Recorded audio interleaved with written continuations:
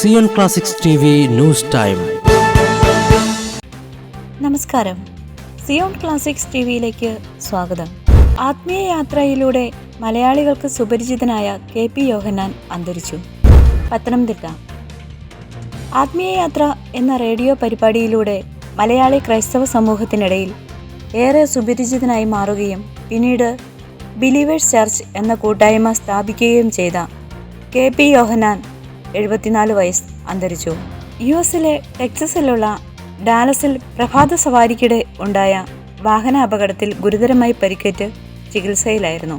ഹൃദയാഘാതമാണ് മരണകാരണം. തിരുവല്ലയ്ക്കടുത്ത് അപ്പർ കുട്ടനാട്ടിലെ നിരണത്ത് കടപ്പിലാരിൽ വീട്ടിൽ ചാക്കോ പുന്നൂസിന്റെ മകനായി 1950-ലാണ് യോഹന്നാൻ ജനിച്ചത്. മാർത്തോമ സഭാ അംഗമായിരുന്ന യോഹന്നാൻ സ്കൂൾ വിദ്യാഭ്യാസത്തിന് ശേഷം സുവിശേഷ വേലയ്ക്കും തിരിഞ്ഞു. 1966 മുതൽ ഓപ്പറേഷൻ മൊബിലൈസേഷൻ എന്ന സംഘടനയിൽ ചേർന്നു. വിവിധ വടക്കേ ഇന്ത്യൻ സംസ്ഥാനങ്ങളിൽ സുവിശേഷ പ്രവർത്തകനായി. 1974 അമേരിക്കയിൽ ദൈവശാസ്ത്ര പഠനത്തിനായി പോയി.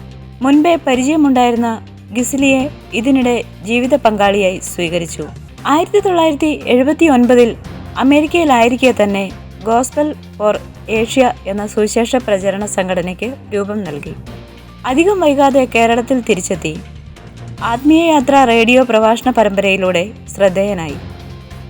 ആകാശവാണിയിലൂടെ അദ്ദേഹം നടത്തിയ അനുദിന ഹ്രസ്വ പ്രഭാഷണത്തിന് ശ്രോതാക്കൾ 10,000-ങ്ങളായിരുന്നു.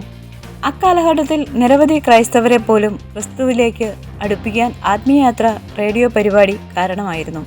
1990 സ്വന്തം ബിലീവേഴ്സ് ചർച്ചിന് രൂപം നൽകി. 2003 ആയിരുന്നു ഔദ്യോഗിക ആരംഭം. ബിലീവേഴ്സ് മെഡിക്കൽ കോളേജും നിരവധി വിദ്യാഭ്യാസ സ്ഥാപനങ്ങളും അദ്ദേഹം സ്ഥാപിച്ചു. കൂടുതൽ ക്രിസ്തീയ വാർത്തകൾക്കായി ഈ ചാനൽ മറക്കാതെ സബ്സ്ക്രൈബ് ചെയ്യുക.